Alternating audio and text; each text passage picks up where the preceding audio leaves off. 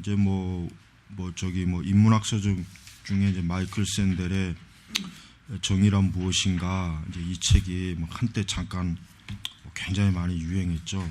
그래서 엄청나게 우리 한국 사회 이제 정의가 뭐냐 이런 거를 사람들이 관심을 갖게 됐어요.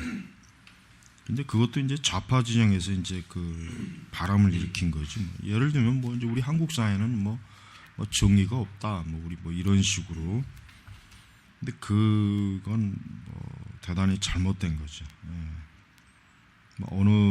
이 세상 어느 인간 사회나 완전한 정의와 그것은 이루어질 수가 없어요. 이루어진 예도 없고.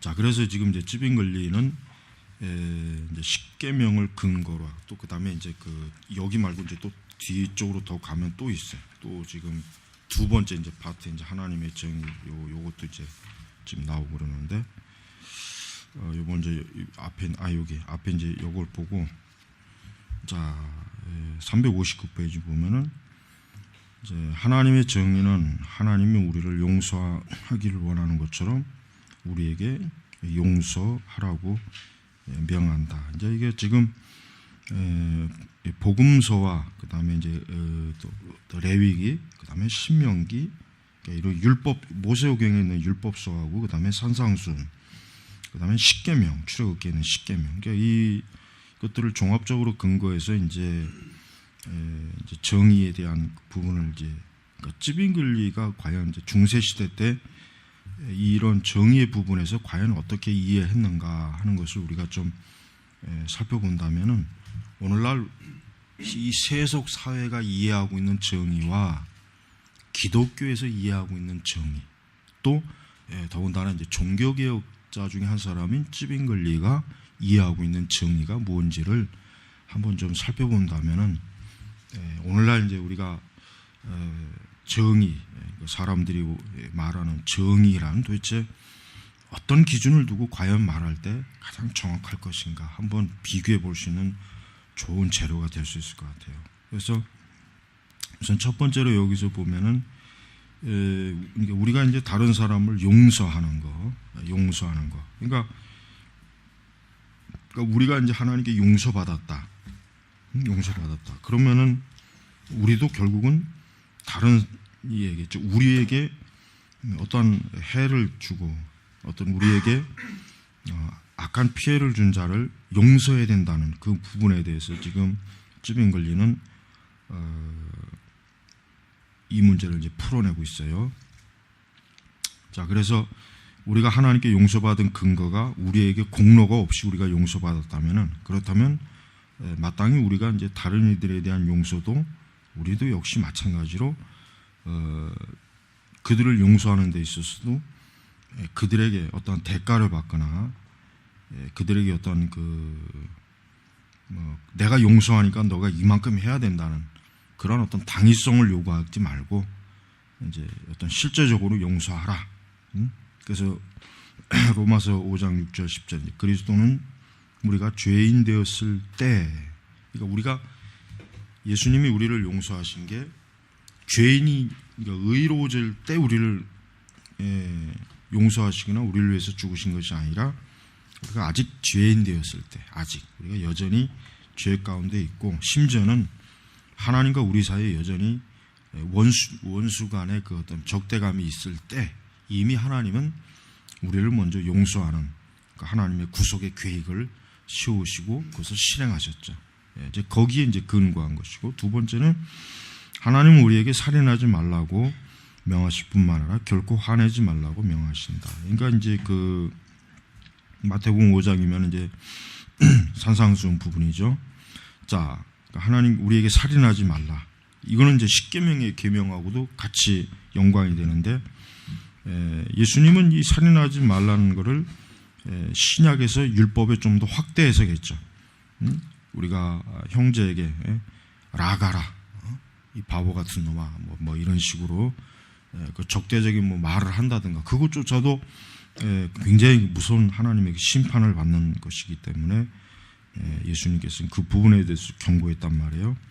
그러니까 우리가 살인하지 말라, 이것이 신약의 관점에서 우리는 어떤 진노, 우리가 이제 타인에 대해서 하나님의 진노, 하나님과 타인에 대해서 우리가 화를 낸다는 것. 근데 이제 우리가 이제 이 부분에서 좀 더 주의할 것은 모든 화가 잘못된 건 아니에요. 어떤 정의로운, 그러니까 말 진짜 그대로 마땅히 화를 내야 될 부분에서 내는 것은 그것은 죄가 되는 건 아니에요. 이제 그거를 여기서 지금 말하지는 않아요. 그러나 이제 여기서 말하는 것은 말 그대로 전혀 사실은 살인하지, 그러니까 미워하지 말고 적대적으로 대하지 말아야 되는 상황에 이제 금하는 거지. 그걸 얘기하는 것입니다. 세 번째, 하나님은 우리가 법적 소송에 들어가지 말며 다투지 말고 오히려 누가 우리의 속옷을 취하려면 겉옷까지 주라고 요구하신다. 지금 이제 산상수훈에 관한 말씀인데, 산상수훈은 세대주의자들은 산상수훈이 천년왕국 때 유대인들에게 주어지는 메시지다. 산상수훈은 이방인들에게 주어지는 메시지가 아니다. 세대주의자들은 그렇게 주로 얘기를 한단 말이에요. 근데 대다수의 이제 복음주의 신학계에서는 세대주의자가 그러니까 그 산상수훈 자체를 신약 시대의 성도들이 원리로 주셨다. 이제 그렇게 올바르게 이제 제시를 해요. 예수님이 하신 말씀 중에서도 이제 여기서 이제 그것도 이제 하나님께서는 우리가 이제 타인과 법적 소송으로 들어가서 다투는 것 자체를 사실은 하나님은 기뻐하시지 않는다. 차라리 그 전에 그와 먼저 해결을 하고 그렇게 법적으로 꼭 들어가지 않도록 하는 것이 하나님이 더 보시기에는 올바르다. 이제 그렇게 얘기하는 것이고, 그 다음에 우리의 속옷을 취하려면 겉옷까지. 그러니까 상대방이 우리에게 무엇을 원했을 때 그 이상을 이제 해주는 그것을 이제 얘기하는 것입니다. 자, 근데 이것을 그냥 단순히 어떤 도덕적 정언 명령으로 바라보면은 사실은 이거는 참 우리 그리스도인들이 우리든 뭐 세상 사람이든 이것은 참 따르기는 어려운 거예요.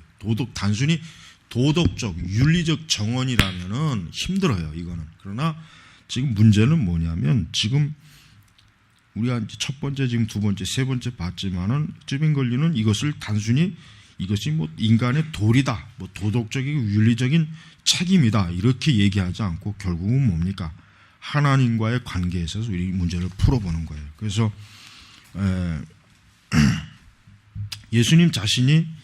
하나님 자신이 사실은 마땅히 우리를 멸망의 법정, 우리를 영원한 멸망의 법정에 수혜했지만 우리 하나님께서는 어때요?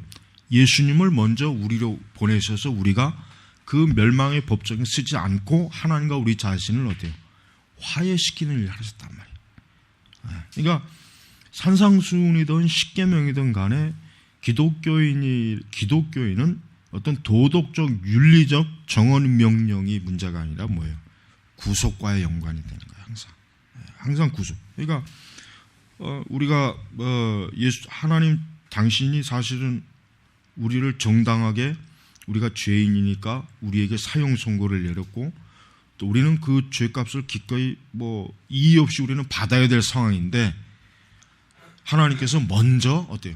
화해를 할 수 있는 어때요? 구속주를 먼저 우리에게 친히 보내셔서 하나님과 우리 사이 어때요? 적대적인 그런 문제를 완전히 제거해 주시는 일을 먼저 하셨다 하는 것을 우리는 여기서 이제 볼 수 있습니다. 그래서 그분이 바로 어린 양 대신 예수님이다 이거죠. 그다음 이제 네 번째 보면은, 하나님은 우리에게 간음하지 말라고 명할 뿐 아니라 어떤 여인도 탐하지 말라고 명하신다. 이거 마태복음 5장 28절. 자, 하나님 자신이 이 계명을 지킨다. 자, 이게 중요한 것입니다.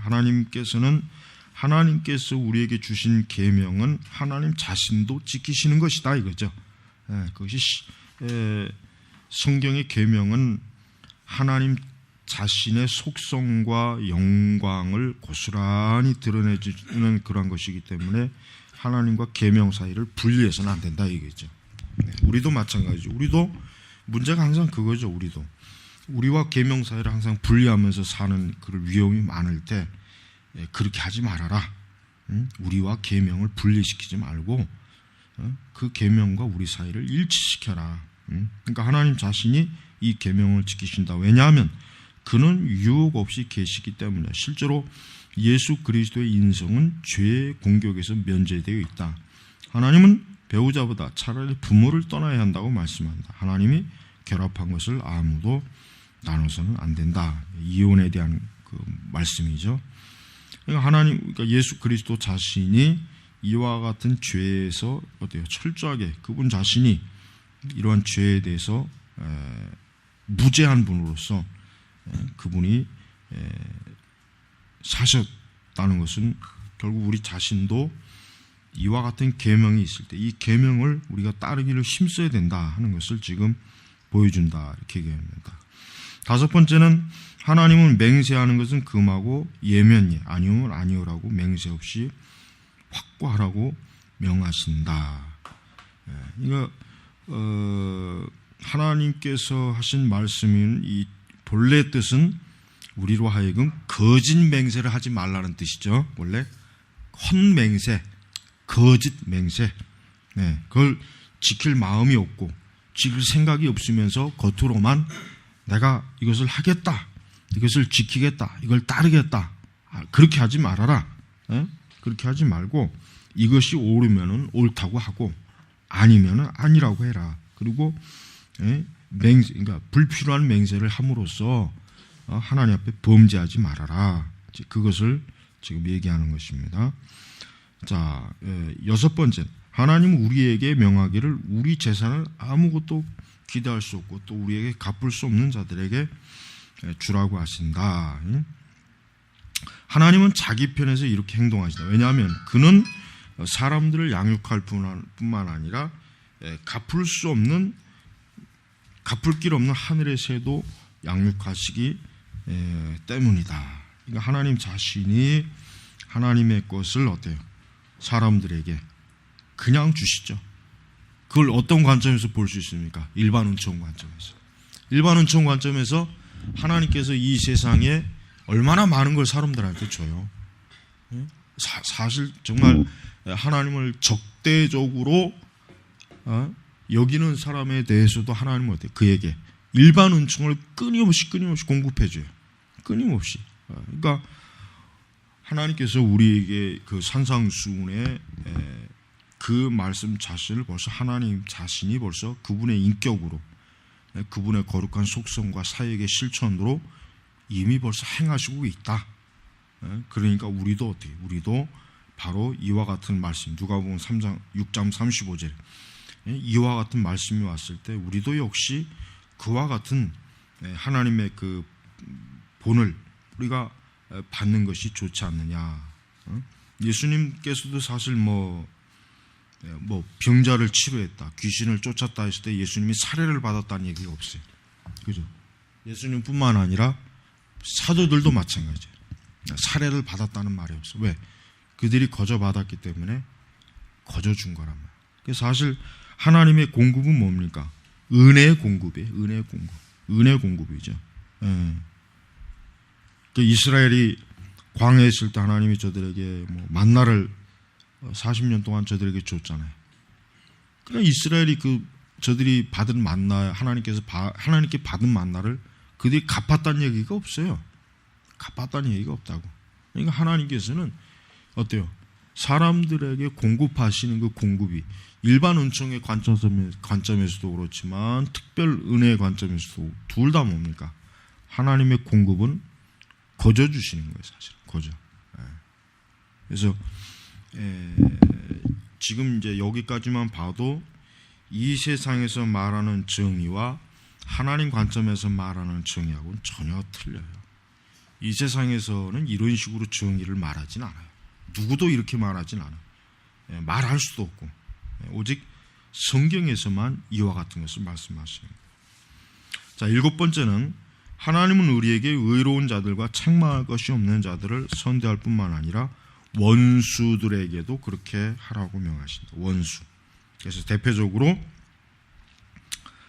너희 원수를 사랑하고 너희를 미워하는 자를 선대하며 너희를 공격하고 핍박하는 자를 위하여 기도하라. 이게 이제 기독교의 아주 대표적인 황금률이죠.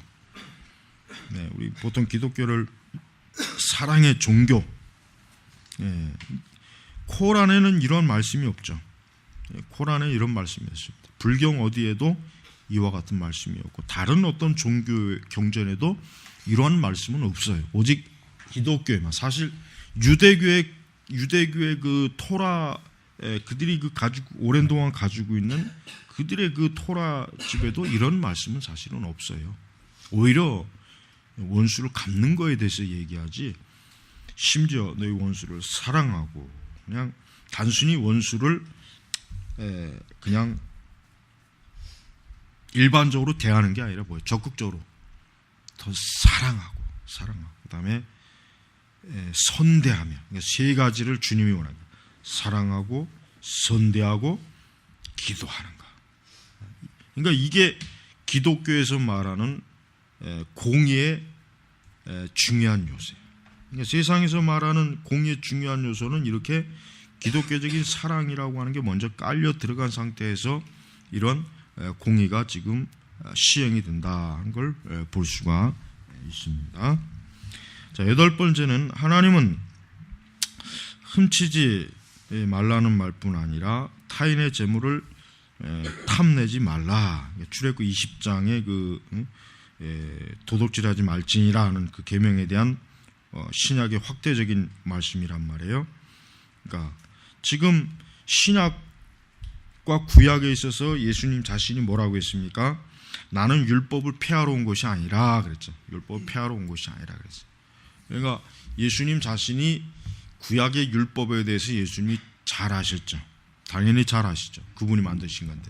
그런데 예수님은 그 신약에 있는 그 당시 유대인들에게 구약의 그 좁은 틀에서 그 율법을 너희가 이해하지 말고 이제는 어때요? 예수님 자신이 그 율법을 온전하게 드러내 주신 분으로 이 땅에 오셨고, 그리고 그분이 이 율법을 어때요? 본래적인 의미를 더 소상하고 온전하게 해석해서 자기의 백성들에게 들려주는 거예요. 그게 사실은 산상수훈이에요. 그러니까 율법을 예수님이 폐지했다는 말은 그건 옳은 말은 아니에요. 왜냐하면 율법을 폐지했다 그러면은 구약에 있는 것이 전부 다 없어져 버려야 돼요. 구약에 있는 말씀을 하나도 우리가 어때요? 받아들일 게 없어요. 그냥 신약만 갖고 있으면 돼. 하지만 사도들이나 그 후의 교회는 예수님의 말씀을 오해하지 않았어요. 그렇죠. 예수님은 구약의 말씀을 폐지하라는 것이 아니다. 그것이 아니었다. 오히려 뭐예요? 더 온전하게 구약의 말씀을 신약의 관점에서 더 새롭고 온전하게 계시해 주셨다. 보여주셨다. 그러니까 그렇게 이제 초대교회는 잘 이해했어요. 아주 제대로 이해한 거죠. 그래서 지금 이렇게 우리는 다른 사람의 물건을 훔치지 않는 것뿐만 아니라 그에게 어떤 손해, 또 그의 어떤 그가 어떤 나로 인해서 어떤 피해를 입는 것조차도 뭡니까? 역시 마찬가지로 도적질하는 거나 다름이 없다. 이렇게 이제 이해를 시키는 거예요. 9번째는 하나님은 우리에게 말이나 악한 말이나 비방하는 말을 하지 말 뿐만 아니라 무익한 말도 하지 말지니라. 그래서 마태복음 12장 36절 내가 너희에게 이르노니 사람이 무슨 무익한 말을 하든지 심판날에 이에 대하여 신문을 받으리라. 그러니까 예수님께서는 우리가 하는 말과 우리가 그 말을 하는 의도까지도 결국은 심판대 앞에서 하나님의 신문을 받을 것이다. 하나님은 그것을 들으시고 또 그것을 아시기 때문에 우리가 그때 주 앞에 갔을 때 우리가 하는 이 모든 것에 대해서 우리는 마땅히 하나님 앞에 그 일에 대해 하나님 앞에 짚고야 된다. 그러니까 사실대로 말해야 될 것이다. 이미 알고 계신 바에 대해서. 그래서 이제 특별히 이제 율법사, 바리새인들, 이들은 성경에서 말을 많이 하는 사람은 알아요. 이들은 항상 예수님을 비난하고, 그 다음에 예수님의 가르침을 부정하고, 그런 일들을 주로 많이 했어요. 이 율법사, 바리새인들. 결국 이 사람들도 심판날에 자신들이 그와 같이 예수 그리스도를 말로 비판하고 흉을 보고 부정한 것에 대해서 하나님 앞에 그 부분에 대해 신문을 받는다라고 우리가 보는 것입니다. 자, 10번째는 하나님은 우리에게 아무런 악을 행하지 않는 것이나 혹 우리가 우리 자신의 안전에 대비한 뒤 이웃을 도우러 가는 것에 만족지 않으신다. 이 얘기는 뭡니까? 소극적인 이웃과의 관계 아니라 적극적이죠. 심지어는 그래서 내 이웃을 내 몸과 같이 사랑하라. 내 이웃을 내 몸과 같이 사랑하라. 이게 굉장히 적극적이. 그러니까 우리는 율법 자체가 굉장히 수동적이고 소극적인 면을 율법에서 많이 봐요. 그런데 이것이 신약으로 넘어가면 예수님은 이 말씀을 더 적극적이고 확대해서 아주 생동감 있게 이 말씀에다 율법에다 생명력을 불어넣어줘요.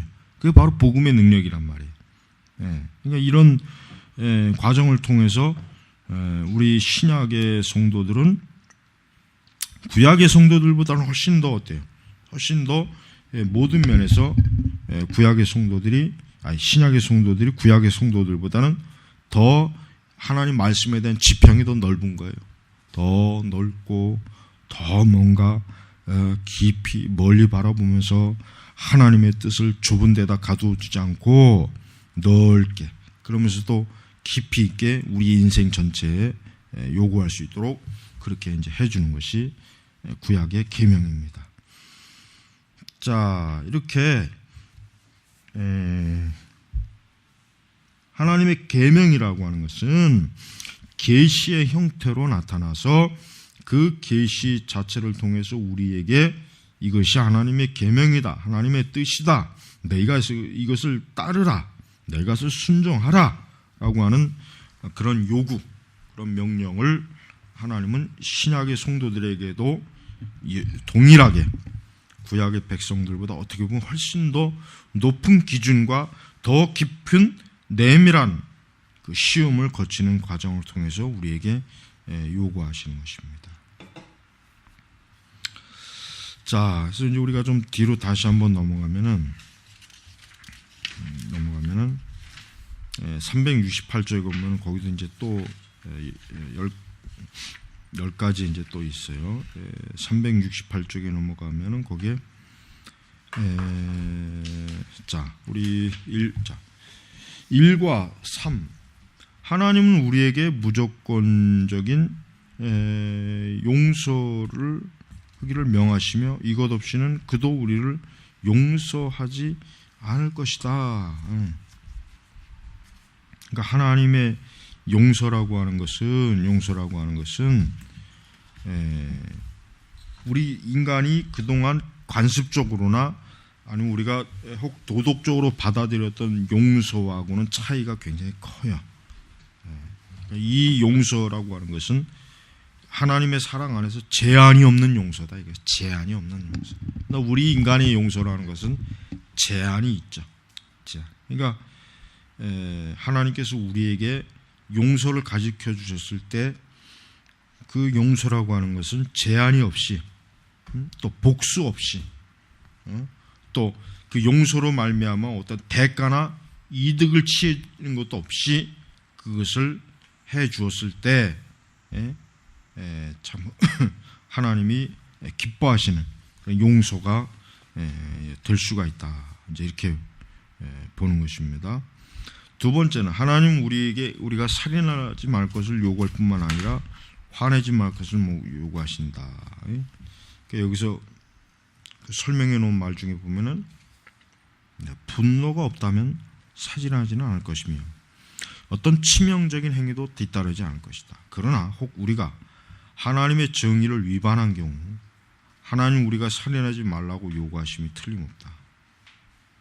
우리가 계명에서 떨어지지 않도록 학교, 스승, 대가의 권리를 지불해야 한다. 곧 죽음은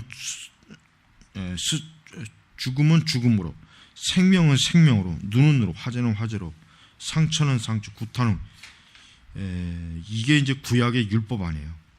구약의. 그러니까 이런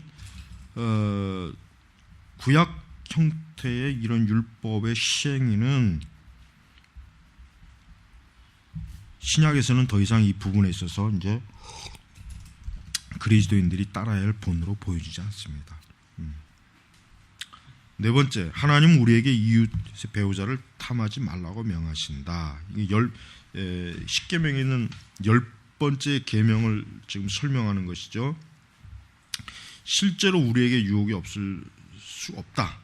그러나 하나님께서는 이러한 부분에 있어서 우리가 탐욕의 죄, 우리가 정욕의 죄를 짓는 것 자체를 하나님께 큰 죄로 여겨야 된다 하는 것을 지금 말하는 것입니다. 그래서 이 어떤 남의 것을 탐하거나 빼앗거나 도둑질하거나 강도질하는 것 자체를 어때요? 이 말씀에서는 다 금하고 있어요. 자, 하나님은 우리가 진리에 따라서 말하고 행동하되 예와 아니오의 다른 말을 사용하기를 요구하신다. 이게 하나님 앞에서 우리가 입술을 벌릴 때 우리는 먼저 사람을 의식하기 이전에 먼저 하나님이 나의 말을, 나의 답을 어떻게 이것을 하나님이 들으실까, 보실까 하는 것을 지금 여기서 보여주고 있습니다. 여섯 번째는 하나님 우리에게 우리의 재물을 필요한 자들에게 주되 돌려받을 생각 없이 하라고 명하신다. 자, 구약에 있는 성도들이 이자를 주고받는 걸 굉장히 혐오했어요. 이자를 주고받는 걸. 그러나 이제 칼빈 선생은 이제 이런 이자를 주고받는 것을 좀 정당하게 이것을 해석을 했습니다. 그러니까 구약에서 말하는 이 부분은 좀 더 종교적인 의미를 띤 부분이다. 이제 이렇게 이제 아무래도 예상하는 것 같고, 신약에 오는 우리들에 있어서는 우리에게 우리의 재물이 필요한 자들에게 주되 돌려받을 생각 없이 하려 명하신다. 그러니까 완전히 하나님 앞에 하나님께 의지하고 우리의 소유 자체에 대한 권리를 어때요? 권리를 포기하라. 내 소유라는 게 없다. 나의 소유 자체에 대해서 포기하라. 이제 이렇게 나오는 것이에요. 근데 이런 영향을 이제 중세 기독교인들이 잘 받았어요. 그래서 돈을 더럽고 지저분한 것으로 또 부정을 타는 것으로 이제 그렇게 얘기했지만, 중세시대 때는 또 유대인들만큼 돈의 고리대금이나 이런 걸 또 탐한 민족이 또 없잖아요. 왜냐하면은 그 당시 기독교인들이 돈은 뭔가 더럽고 지저분한 일이다. 그러니까 이거를 저들에게 맡기자 해서 이제 그렇게 된 거예요. 자, 근데 성경 자체에서는 돈 자체를 어떤 뭐 나쁘다, 그러니까 돈 자체를 죄라고 얘기하는 것보다는 그 돈을 다루는 사람들에 대한 문제를 제기한 거예요. 그렇죠? 그러니까 성경은 돈에 대해서 어떤 보면 중립적 가치를 사실 은연중에 드러내고 있어요. 근데 문제는 후대에 가서 그 돈이라는 것을 좀 더 좋게, 좀 더 개방적인 자세를 취하고 있습니다. 자, 일곱 번째, 하나님은 우리로 우리의 원수에 대해 선을 행하라고 명하신다. 그렇죠? 이 선을 행한다. 이 선을 행한다는 것은 악을 멀리하는 거죠. 악을. 그러니까 그리스도인들은 적극적인 선이죠. 뭐요? 선을 행하지 않을 뿐만 아니라 오히려 뭡니까? 선으로 악을 갚으라. 악을 갚으라. 오히려 우리의 그 범위는 더 확대되고 더 많이 높아졌어요. 여덟 번째, 하나님은 우리에게 이웃의 재산을 탐내지 말라고 명하신다. 아까 우리가 이웃의 것, 또 이웃의 어떤 재산, 이런 것들은 내 것이 아닌 그들의 것이다. 이것은 하나님께서 우리에게 주신 이 땅에서의 거룩한 천국의 삶의 한 형태다라고 이렇게 보여주신 것입니다. 자, 이제 자, 이자 372회 이자에 대한 부분, 대부, 이자, 고리대금, 이거는 중세시대 때는 하여튼 가장 혐오스러운 직업으로 딱 드러냈죠. 마치 우리나라 그 조선시대 그 직업 중에 제일 혐오받은 직업이 백정이란 말이에요. 근데 중세시대 때 제일 혐오받은 직업은 뭐예요? 돈, 고리대금.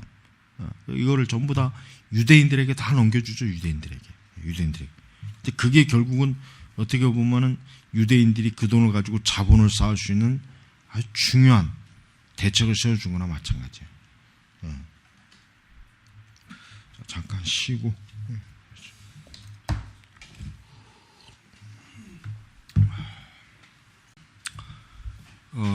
자, 이제 계속해서 하나님은 우리가 헛된 말을 하지 않기를 원하신다. 그러니까 모독하지 않고 나쁘지 말하지 않으며 속이지 않지만 그 의도가 헛된 사람은 의롭지 못하다.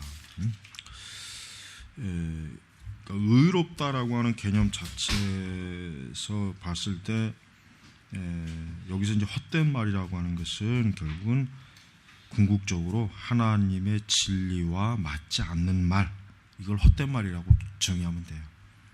여기서 헛된 말이라고 하는 것은 하나님의 진리와 맞지 않는 말.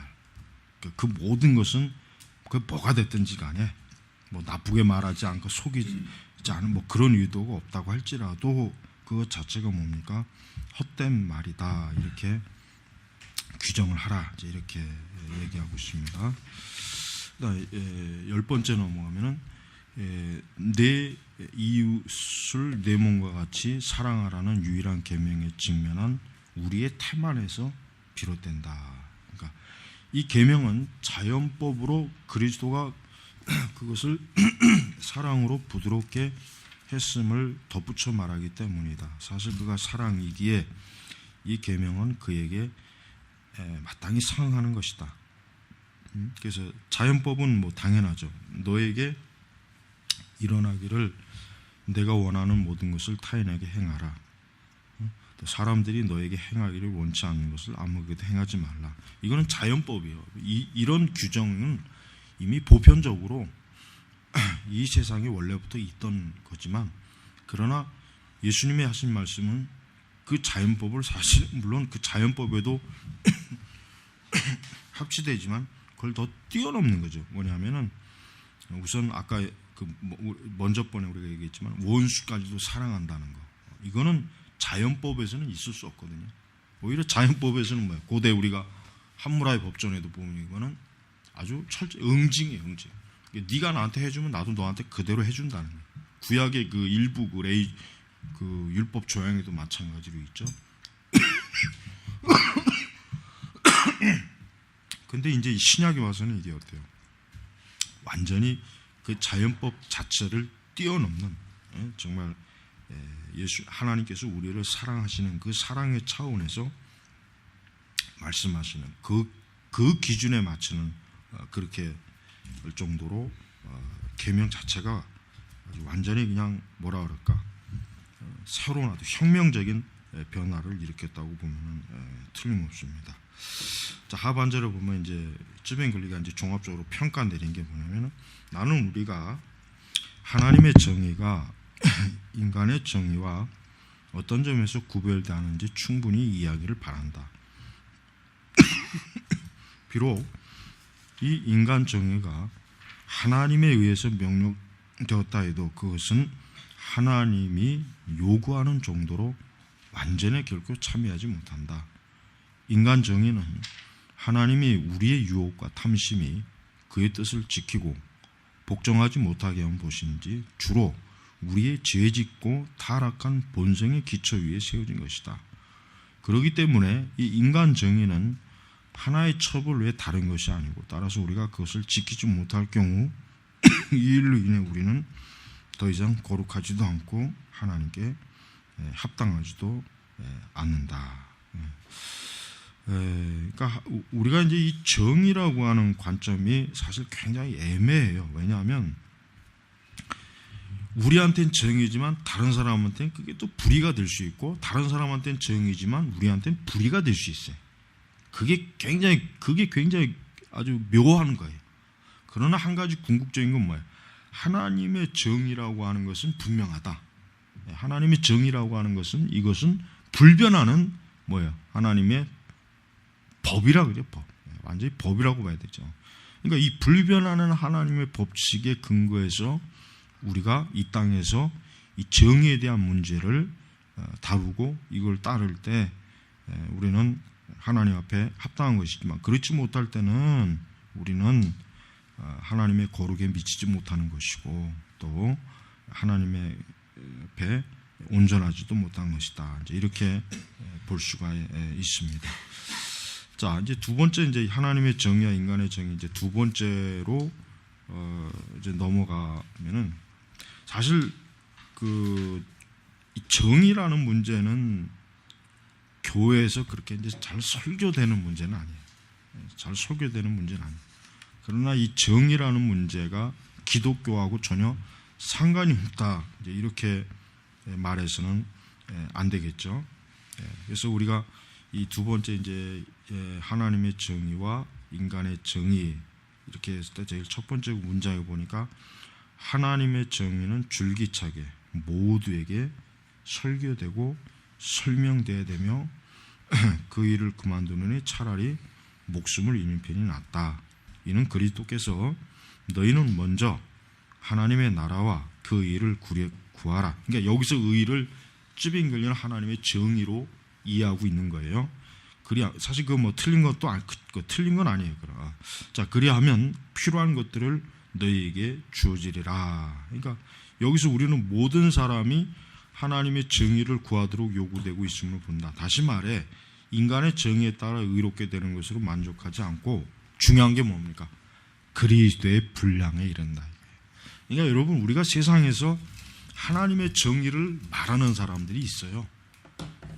사실 이 세상에 그러니까 이 세상 자체에서 어떤 정의를 말하는 사람이 있는데, 그러나 그들의 한계가 뭐냐면 그리스도의 분량에는 이르지 못하고 있다는 거예요. 그래서 찌빙글리가 뭡니까? 거기까지, 그런 인간의 정의에 따라 의롭게 되는 건 만족하지 말고 그리스도의 분량에 이르라. 그리스도의 분량에 이르야 된다. 그렇지 않다면 못해. 그 정의는 완전한 정의가 못 된다 이거예요. 그러니까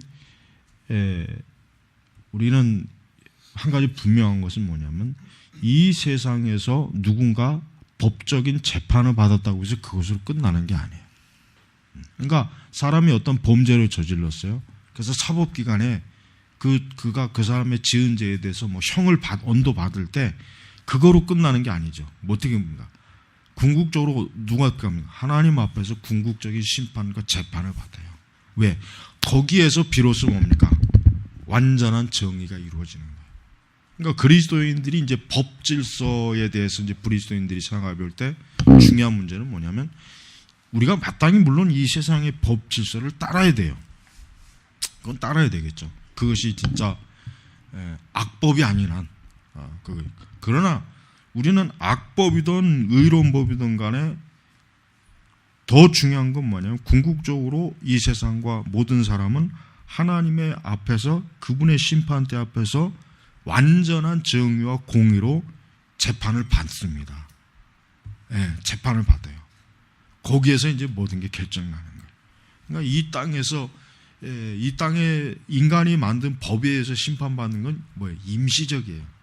그건 임시적인 거야. 임시적.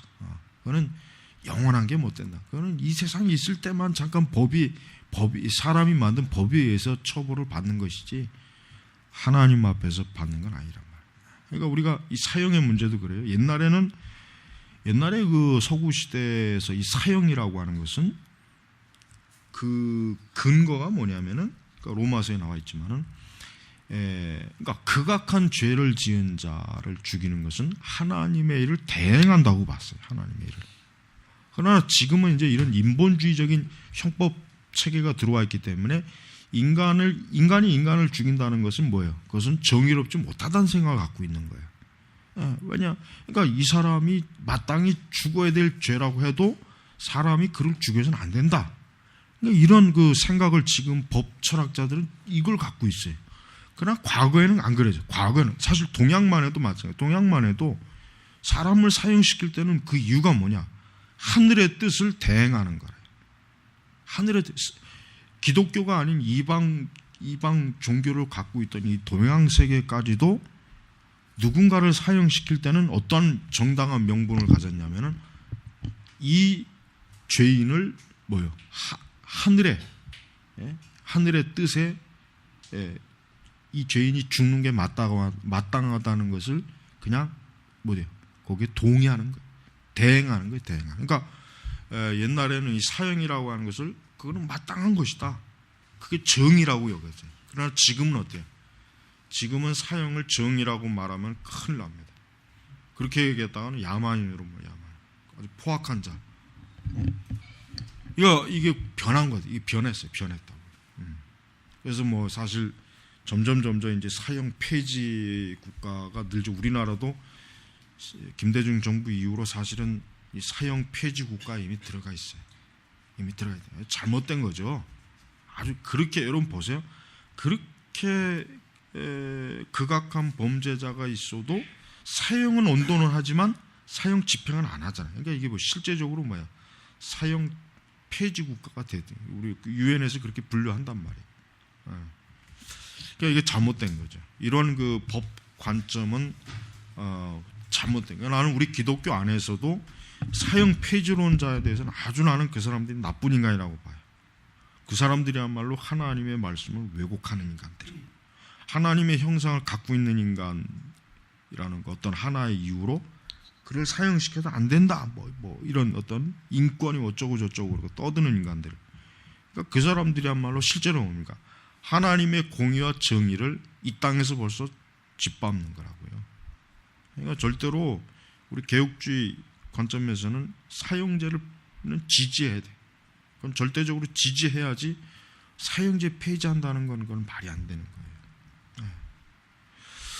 자, 우리가 이제 386페이지 로마서 13장에서 13장 1절 7절까지 해설을 좀 봐야 되겠습니다. 거기서 이제 특별히 로마서 13장에서 1절에서 7절까지를 이제 찌빙글리가 좀 분석을 한 겁니다. 거기 보면은 자, 첫 번째 보면은 요거를 나중에 좀 아까 우리 차트 2라고 이거를 나중에 다시 한번 또 잘 한번 좀 읽어 보면은 찌빙글리가 이거 종교교육자인 찌빙글리가 이 정의와 인간의 정의를 어떻게 봤나면은 오늘날에 말하는 정의와 굉장히 거리가 멀다는 걸 분명히 알 수 있어요. 틀림없이 알 수 있어요. 자, 여기서 보면은 첫 번째로 하나님은 바울의 입을 통해서 모든 사람들이 권세에 순복할 것을 규정한다. 그 이유는 모든 권세가 하나님에게서 오기 때문이다. 이를 통해 우리가 주목하는 것은 악하고 불경한 권세도 하나님에게서 온다는 것이다. 하나님이 우리의 죄를 벌하기 이런 권세를 주시는 것은 사실이다. 자, 이제 이게 이제 참 문제야. 이 권세. 그러니까 우리가 딱 보면은 왜 저런 나쁜 놈이 왜 저 자리에 왔을까? 왜 저런 나쁜 놈이 대통령이 되고 시장이 됐을까? 왜 저런 나쁜 인간이 저 장관이 됐을까? 이런 생각을 갖는데, 근데 중요한 게 뭐냐면 여기 이게 중요해.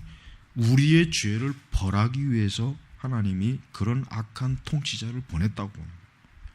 그러니까 악한 통치자가 분명히 불의한 통치자예요.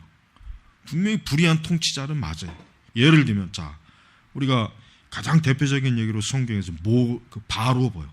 바로는 분명히 애굽의 적법한 왕이지만 하나님 앞에서는 어때요? 불의한 왕이에요. 자, 분명히 바로는 그 애굽의 정통성을 가진 아주 적법한 왕이에요. 그는 왕의 자격을 가지고 있는 사람이 왕이 된 거지만 모세나 하나님 편에 이스라엘 백성들의 편에서 볼 때는 이 사람은 어때요? 불의한 왕이라. 그렇다면은 모순이 생긴단 말이에요. 분명히 애굽의 제도에서는 적법한 왕인데 모세와 이스라엘 앞에서는 불의한, 아니 하나님 앞에서는 불의한 왕이다 이거예요. 왕. 그러니까 오늘날에도 똑같아요. 우리가 이걸 알아야 돼요. 정당하게 우리 민주사회를 봅시다. 민주사회라고 하는 것은 결국 표가 결정하는 거예요. 어쨌든 더 많은 표를 얻은 사람이 그 사람이 하여튼 죽일 놈이건 나쁜 놈이건 그 사람이 좀 사상이 불순하건 뭐건 그 사람이 어쨌든 표를 많이 얻으면 그 사람이 권력을 가지고 권세를 가지게 돼 있어요. 가지게 돼 있단 말이에요. 그러니까 우리가 그거에 대해서 어떻게 생각해요? 그게 하나님이 그에게 권세를 준 거예요. 안타깝지만 하나님이 그에게 권세를 준 건데 문제는 뭐냐면 그러나 하나님께서 그 사람이 예뻐서 그 사람이 상급으로 권세를 준 건 아니고 뭐예요? 분명히 그런 사람, 그런 악한 왕을, 악한 통치자 권세자를 통해서 뭐예요? 하나님이 뭔가 벌하실 게 있다는 거예요. 하나님의 백성과 하나님의 교회와 이 세상의 어떤 부분을 하나님이 고통을 주거나 그 불의한 자로 인해서 악으로 일으켜서 그 악으로 고통을 받게 한다. 뭔가 의도가 있다는 거예요. 그러니까 이게 참 우리가 이 역사를 볼 때 역사를 보면 그래요. 이 참 하나님 분명히 권세는 하나님이 주지 않으면은 얻을 수가 없어. 우리가 저 북한에 있는 김일성이나 김정일이나 이들 이 권세도 악한 권세지만 저 권세도 누구한테 나오는 거예요? 분명히 하나님이 주시지 않으면 저들이 저 권세를 누릴 수 없어요. 누릴 수 없단 말이에요. 그러나 저 권세가 비록 하나님에게서 비롯되긴 했지만 저 권세는 어때요? 불의한 권세예요. 불의하단 말이에요. 그러니까 적어도 우리는 어떤 한 사람이 권력을 가지고 있고 권세를 가지고 있다고 해서 우리가 그럼 그 근원이 어디냐? 분명히 하나님이다 이거예요. 하나님. 그렇지만 그가 악한 권세를 그가 가지고 있는 그 권세를 악하게 휘둘렀을 때 어때요? 교회나 하나님 백성들은 그걸 어떻게 됩니까? 대항해야 돼요. 그건 왜 그러냐면 우리 그리스도인이나 교회는 불의한 것을 따르지 않거든. 우리는 죄를 따르진 않아요. 그렇기 때문에 하나님이 세운 권세자라 할지라도 어때요? 그가 만약에 불의한 것을 따르도록 우리에게 한다면 어떻게 됩니까? 대항해야 되는 거예요. 이게 칼빈의 이게 설명이에요. 이 뜻이에요. 이게. 그러니까 우리는 근데 이제 우리가 신약 성경에서 보면은 신약 성경에는 사실을 이렇게 보면은 엄밀하게 보면은 신약 성경은 어떤 반정부적인 선동을 하는 그런 구절이 없어요. 그런 구절은 없어요. 적어도. 그러나 우리가 신약 성경을 자세히 그 의미를 제대로 읽는다면은 어때요? 불의한 권력이 무엇인지는 알 수가 있어요. 그리고 그 불의한 권력을 따르지 않아야 된다는 것도 충분히 신약 성경을 통해서 어때요? 알 수가 있단 말이에요. 그러니까 그 당시에 그리스도인들은 분명히 어때요? 사도들의 가르침을 받으면서 분명히 이 세상의 권력과 권세, 로마저 황제, 그 총독, 제사장, 분명히 이들이 하나님께서 권세를 줘서 저 자리에 앉았지만, 그러나 저들이 지금 행하고 있는 것들은 뭐예요? 불의한 권세라는 것쯤은 초대교회 성도들이 다 알았다는 얘기예요. 그러니까 초대교회 성도들은 절대로 뭐예요? 그들이 불의함을 요구할 때 거기에 따르지는 않은 거예요. 따르지 않아요. 그러니까 이게 잘 우리가 구별을 해야 된단 말이에요.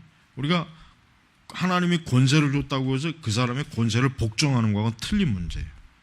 분명히 하나님이 저 히틀러나 이런 모택동이나 스탈린이나 김일성 같은 이런 인간들을 어떤 세계의 어떤 역사 운행을 위해서 악한 자를 딱 그 자리에 세웠지만, 그러나 하나님은 이자의 악한 행위를 하나님께서 동조하는 건 아니라는 거예요. 그러니까 이런 미묘한 구분을 잘 우리가 알아야 됩니다. 자, 우리 시대에 무슨 일이 생기는가? 기독교 세계가 미지의 젊은 군주, 권세, 법관으로 가득함을 보지 않는 숱한 소요, 전쟁, 반란들이 미숙하고 격양된 마음에서 발생한 것이 아니라면 어디서 오겠는가? 이런 마음은 어렵지 않게 시작하면 사태가 어떻게 끝날지 결코 생각하지 않아요. 그러므로 우리는 우리의 죄 때문에 하나님이 채찍을 들고 우리를 벌하신다는 생각을 하지 않을 수 없다. 그렇습니다. 여러분, 이게 우리 시대도 마찬가지예요. 여러분, 우리 시대가 왜 이렇게 혼란할까? 왜 악인이 이렇게 득세할까? 이거는 왜 그럴까요? 우리 교회는 이걸 어떻게 봐야 되냐? 이거 어떻게? 뭐예요? 우리의 죄로 인한 하나님의 채찍으로 봐야 된다는 거예요. 그러니까 왜 지금 우리 시대에 이렇게 사상적으로 불량한 자도 많고 이단자들이 저렇게 막 득세를 하고 왜 사방 천지가 막 혼란스러워? 이게 뭐냐 이게 왜 그러느냐? 교회가 어때요? 하나님께 범죄, 하나님께 죄를 졌기 때문에 하나님께서 결국 뭐예요? 이 모든 걸 통해서 우리의 죄를 심판하는 거예요. 그러니까 이거는 명확해야 됩니다. 이건 부인할 수 없는 거예요. 그래서 근본적으로 우리는 우리가 사는 세상을 보면서 우리는 좀 더 우리가 하나님의 정의와 하나님의 공의와 하나님의 말씀에 합당한 자로서 우리가 살지 않으면은 오히려 세상은 어떻게 될까? 더 가면 갈수록 어떻게? 어지러운 거랍니다. 어지러워. 그러니까 의인 한 명이 없어서 소돔과 고모라가 멸망했다는 게 굉장히 이게 의미가 깊은 거예요. 의인 한 명이 없기 때문에 소돔과 고모라를 하나님께서 불과 유황불로 멸망시키셨다는 거. 그게 결국 뭐가 됩니까? 하나님의 통치하는 통치 방식을 보여주는 하나 단적인 예가 되는 거예요. 그러니까 지금 이 땅에 사는 우리 그리스도인들, 말 그대로 하나님의 자녀죠. 의로운 사람이잖아요.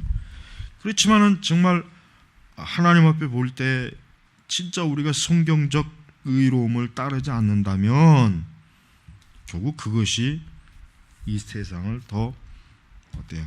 혼란하게 만드는 요인이 되는 거예요. 그러니까 우리 성도들은 항상 이런 주변적인 것에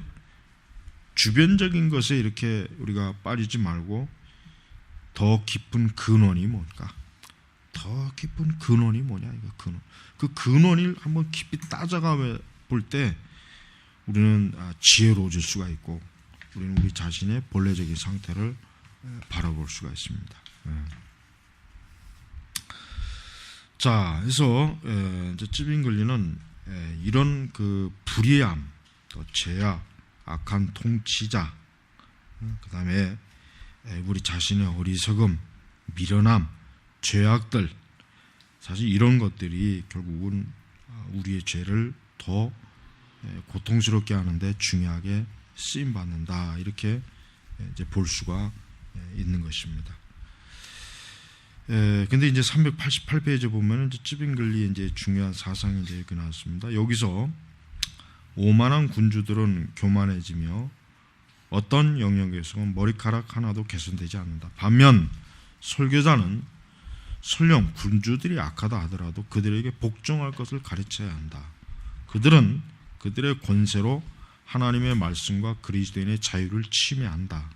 그들은 이 말씀이 교황을 기쁘게 하지 않겠다 싶으면 그 말씀의 설교를 금한다. 그들은 오래전부터 포로가 되어 도살장으로 끌려다니다가 이제 하나님의 말씀으로 해방된 불쌍한 양심을 자유롭게 놓아주기를 원하지 않는다. 그들은 미사가 희생제사가 아니라고 가르친 사제를 억지로 교황의 비를 맞추게 성경에 근거도 없이 미사가 희생제사라고 말하게 한다. 자기가 속한 종단이 위선이며 그것이 진정 하나님께 반대된다고 가르치고 기독교적인 삶을 살기로 시작한 수사들을 그들은 양심의 감옥인 저들의 수도원에 억지로 복귀시킨다. 그러니까 이런 왕들의 그 행포, 그 포악한 행포. 근데 이제 찌빙글리는 이런 아까 이제 하나 이제 중요한 그 반면 설령 군주들이 악하다 하더라도 그들에게 복종할 것을 가르쳐야 된다. 그러니까 이 복종할 것을 가르쳐야 되는 게 그러면 과연 어디까지냐? 예. 우리는 이 경계를 정해야죠. 그러니까 어디까지 복종하느냐 이거예요. 우리가 이제 저들이 우리의 신앙의 양심을 해치고 우리로 하나님의 계명을 금하라고 하기 전 하는 것은 우리는 복종하면 안 되죠. 그건 당연한 거죠. 그러나 그렇지 않은 것은 뭐예요? 복종할 것을 가르쳐라. 이제 그렇게 지금 찌빙글리의 의도는 사실은 그겁니다. 이제 기독교 역사에서 이제 양심의 자유라고 하는 것은 굉장히 참 중요한 하나의 논제였어요. 양심의 자유. 루터도 그 제국의 그 황제와 그 자기의 그 신앙을 변증할 때 쓴 말이 뭡니까? 양심의 자유라는 말을 썼어요. 양심의 자유.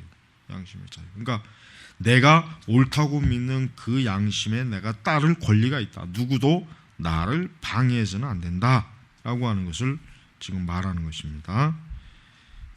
그러나 이제 우리는 양심의 자유도 진짜 그가 하나님의 말씀에 근거한 자유인지 아니면은 하나님과 반대되는 진리와 반대가 되는 그런 자유인지를 우리가 좀 알아보고 우리가 이제 좀 세심하게 분별을 할 수가 있어야죠. 왜 그러냐면 어떤 사람도 결국은 자기의 양심에 옳다고 여기는 바대로 살다가 죽은 사람이 많아요. 그들이 다 옳다고는 할 수는 없어요. 왜? 그들의 양심이 잘못된 근거에 서 있었다면은 그들 자체가 뭡니까? 오류에 빠진 양심의 노예가 됐기 때문에 그런 거예요. 그러니까 우리가 우리의 양심도 참 하나님 보실 때 어떻게 됩니까? 정말 그것이 진리에 합한 양심이냐 아니냐를 우리가 좀 살펴볼 줄 아는 지혜가 우리에게 좀 있어야 되는 것입니다. 자, 390쪽에 이제 둘째로 넘어가면은 둘째, 바울은 로마서 13장 3절에서 관원들을 두려워야 할 것은 선행을 할 경우가 아니라 악행을 할 경우다 그렇죠. 악행을 할 경우다. 이 관원, 쉽게 말하면 관리, 또 공무원, 또 국가의 공직을 수행하는 사람들을 말하는 거잖아요. 그러니까 이제 관원들을 두려워한다. 왜 두려워해야 되느냐? 결국은 관원들이라는 사람은 결국은 어떤 이 세상의 공공 질서와 공공의 선을 해치는 자들을 어때요? 그들을 어때요? 처벌하기 위해서, 그들을 다스리기 위해서 세워진 자란 말이지. 그러니까 우리가 이 관원이라고 하는 것을 우리는 성경에서 봤을 때 이 사람들은 그러니까 그러니까 관원들이라고 하는 것, 관원들이 해야 될 가장 중요한 일은 뭡니까? 중요한 일은 질서입니다. 질서를 잡는 거예요. 질서를 잡는 거예요. 그러니까 어느 시대건 어떠한 공적 일을 하는 사람, 그들의 가장 중요한 임무는 뭡니까?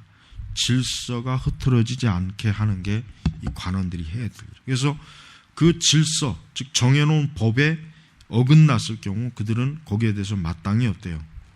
저들은 자신의 그 권력을 써서 그 법 질서 체계를 흔드는 자들을 어떻게 합니까? 그들을 마땅히 처벌하고 또 그들의 악한 행위를 분명히 심판할 수 있는 권세가 하나님께로부터 주어진 거예요. 자, 이제 중반에 보면 여기서 우리는 인간의 정의가 얼마나 비참한지 측정할 수 있다. 그럼에도 불구하고 그것은 우리에게 필수적일 뿐만 아니라 양식이기도 하다. 그것은 악이 드러날 때만 개입하고 조치를 취한다. 그러나 이 악은 생각에서 이루어지며 하나님만이 아신다. 그러니까 이 세상이 다스릴 수 있는 그 정의라든가 이런 것은 드러난 것만 사실은 저들은 개입할 수 있어요. 드러나지 않은 것은 개입할 수 없죠. 그래서 내가 아까 얘기한 것처럼 궁극적으로 최종적으로 하나님의 심판과 하나님의 공의의 재판을 통해서 결국은 뭐예요? 실제로 악으로 겉으로 드러나지는 않았지만 하나님만 아시는 그 모든 악에 대해서 어떻게 합니까? 심판한다라고 하는 것을 여기서 볼 수가 있습니다. 자, 이렇게 살인이나 배반, 기타 악행을 꾀한 자는 설령 그것을 실행하지 않았다 하더라도 인간의 정의에서 유죄다. 왜냐하면 그런 일들을 타인과 더불어 기획했다는 사실이 이미 바로 뭐예요? 행위의 시작이기 때문이다. 타인에게 싸움을 거는 자들은 언급하면서 나는 이 점을 말한다. 그러니까 기독교적인 관점에서 볼 때 비록 겉으로 드러나지 않았다 할지라도 실행되지 않았다 할지라도 하나님의 공의에 하나님의 정의에 비춰봤을 때 그것도 결국 죄로 그러니까 정의의 관점에서 볼 때 그것도 죄다. 우리는 그거를 좀 분명하게 좀 알아야 됩니다. 우리가 선행을 할 경우 통치 책임을 맡은 사람들이 두려움과 공포의 대상이 아니라는 말은 이 사람들이 무엇이 선행이고 무엇이 악행인지를 아는 데서 비롯된다. 그러니까 내가 선을 행했다면 우리는 권력을 가지고 있는 자를 두려워할 필요가 없어요. 그러나 내가 악을 행했다면 마땅히 그들을 두려워야 되겠죠. 자, 그들이 그것을 배우는 곳이 하나님의 말씀이 아니면 어디겠는가? 바로 여기에 그들은 틀림없이 진리를 발견하는, 그러므로 세속 정부와 권세에 있어서 그리스도의 가르침보다 더 낫고 적합한 가르침은 없다. 그러니까 이 그리스도의 가르침이라고 하는 것은 이 세속의 정부와 권세에 있어서도 예수님의 가르침을 대단히 유효하고 사람들의 선행을 격려하고 악을 처벌할 수 있는 좋은 근거다. 이렇게 다시 한번 해석을 할 수가 있습니다. 자, 이제 이렇게 다음 또 한번 넘어가 봅니다. 셋째, 393페이지. 따라서 권세는 선을 행하는 자를 칭찬하고 악을 행하는 자는 처벌해야 된다. 이게 뭐 가장 기본이죠. 물론 이것을 모르는 사람은 없죠. 이것을 모르는 법은 없어요. 그러나 이제 이게 이제 제대로 시행이 안 될 때 문제죠. 자, 오늘날 권세가 아무도 칭찬하지 않는다면 사람들이 행복할 것이다. 왜냐하면 권세가 선을 행하는 자들만 보호한다는 뜻이기 때문이다. 여기서 칭찬한다는 말은 인정한다, 장려한다, 보호한다. 그래서 어떠한 악에도 죄가 없는 자들을 보호하고 가부나 고아나 억압받는 자처럼 변함없는 궁중을 보여야 하는 것은 언제나 당국의 몫이다. 그러니까 이 정부는 이렇게 무죄한 자, 억울하게 자칫 억울하게 처한 자들을 보호해주고 힘이 없고 권세가 없는 자들을 역시 보호해주고 또 그들을 변호해주는 그런 역할을 감당해야 된다. 이제 이렇게 말하고 있습니다. 넷째로 권세는 너희 행복을 위한 하나님의 종이다. 권세는 설령 우리가 하나님의 정의에 적합하게 행동하지 않는다 하더라도 현재의 삶이 평온하기를 원한다. 그렇죠? 하나님께서 어떤 권세자를 세워주지 않았다면은 이 세상이 더 좋아지기보다는 이 세상은 어때요?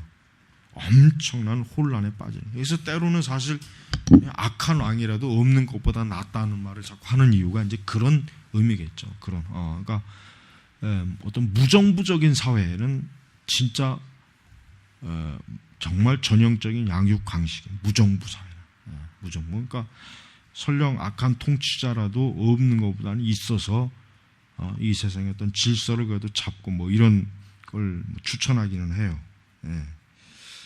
그래서 우리가 이런 그 권세라고 하는 것은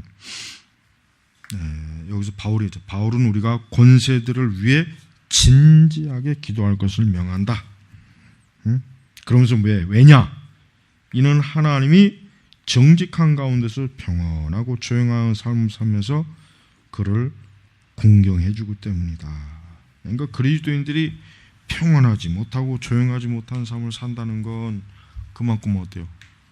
권세에 대해 우리가 기도하지 않았다는 거죠. 그만큼. 그러니까 우리 기독교인들이 옛날보다 더 기도가 아마 부족해서 어떻게 보면 우리 사회도 이렇게 가면 갈수록 엉망진창이 되는 이유도 거기에 있다고 봐도 아마 틀린 말은 아닐 것 같아요. 다섯 번째, 내가 악을 행하는 한 두려워하라. 지금까지 어떤 권세가 선한 것, 악한 것을 인지하는데 충분히 보았다. 이제 권세는 악인만이 처벌을 위해 권세에 넘겨지고 다시 이해한. 그래서 경건한 위정자들이여, 그대들의 손이 그리스도의 가련한 양들을 처벌하지 않도록 조심해라.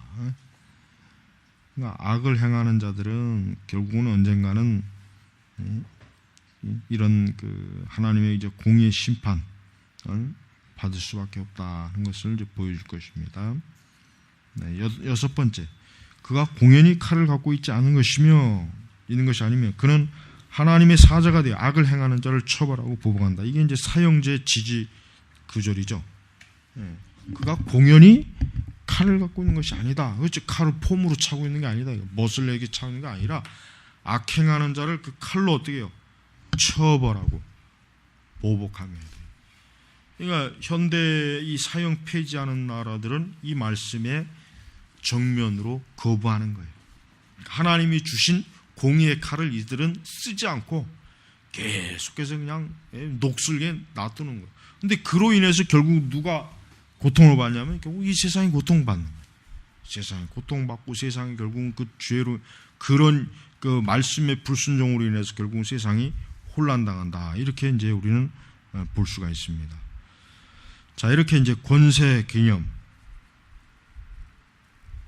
이 권세라는 게 참 미묘해요. 왜냐하면 그리스도인들도 이 권세를 뭐 어떻게 내가 이걸 써야 되느냐, 어떻게 누려야 되느냐, 어떻게 해야 이 권세를 바르게 이걸 대처해야 되느냐 하는 부분에 있어서 사실 오늘날 그리스도인들은 기독교 세계관적으로 봤을 때도 전혀 준비가 안 돼 있어요. 일곱 번째는 이어서 하나님은 바울을 통해 말씀하신다. 권세에게 굴복하는 것이 필요한데 이는 징벌 때문이 아니라 양심의 동기 때문이다. 그렇죠? 양심의 동기. 양심이라고 하는 것이 정상적인 기능만 한다면은 사실 옳고 그른 것을 잘 분별할 수는 있어요. 그러나 양심 자체도 만약에 성경 말씀대로 화인 맞게 되면 어떻게 됐습니까? 양심도 기능을 제대로 못합니다.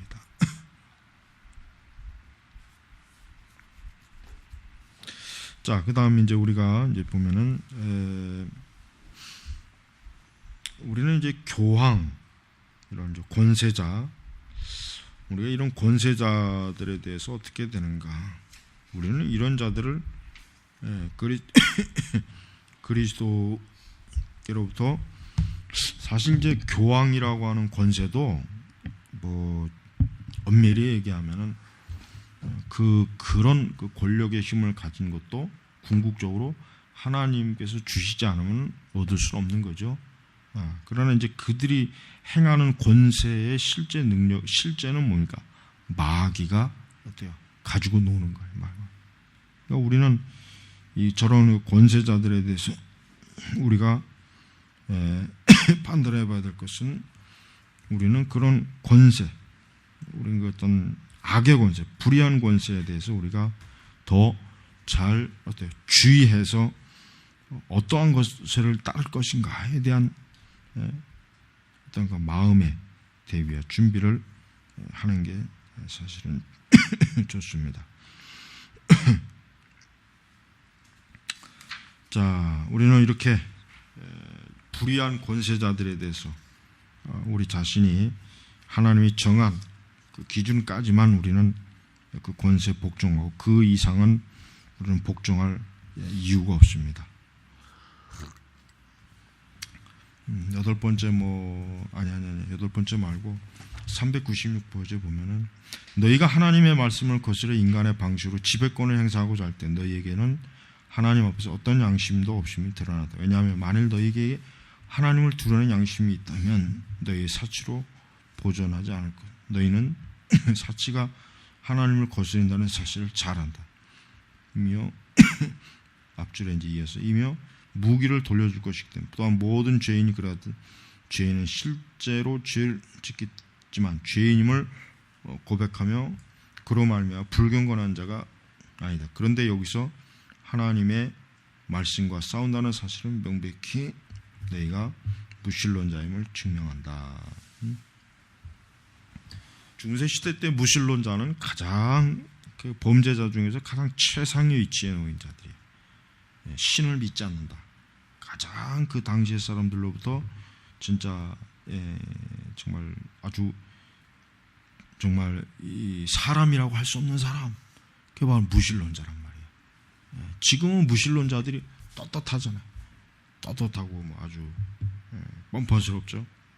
근데 무신론자 대해서만큼 중세 시대 때는 아주 굉장히 강하게 참 이 부분을 다뤘어요. 자, 우리 하나님의 정 이거는 이제 요거로 다음에 한번 내고 그 이제 지금 409페이지 보면은 요약이 있죠. 요 요약을 좀 잘 읽어보세요. 잘 읽고 이제 다음 시간에는 이제 저걸 하려고 그래요. 다음 시간에 여기 보면은 그 출교에 관한 문답, 메논 시모스의 출교에 관한 문답을 좀 한번 살펴볼게요. 여기 아주 그 우리가 좀 오늘날 사실 뭐 출교라는 거를 신학교에서 전혀 안 배우거든. 출교가 뭔지도 그런 말도 들어본 적도 없대요. 하도 그냥 출교에 대한 이 메논 시메스 한번 글을 한번 살펴보고 오늘날 이제 출교에 대한 것들을 한번 같이 한번 종합적으로 한번 다뤄보겠습니다. 다음 장은 14장이고 보겠습니다. 자.